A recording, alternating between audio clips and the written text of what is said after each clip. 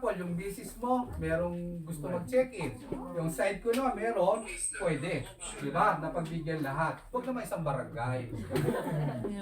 Kasi pag isang barangay, mapupuno na yung hotel natin. Okay, clear. Ngayon, will unit or still get DB? Example, yung business mo, merong gusto mag-check-in. Yung side ko na, meron, pwede. Diba? Napagbigyan lahat. Huwag naman isang barangay. Kasi pag isang barangay, mapupuno na yung hotel natin. Okay, clear. Ngayon, will unit or still get DB? Example, yung business mo, merong gusto mag-check-in.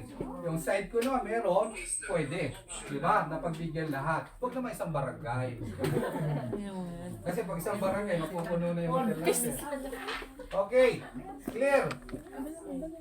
Ngayon, will unit or still get DB? Example, yung business mo, merong gusto mag-check-in.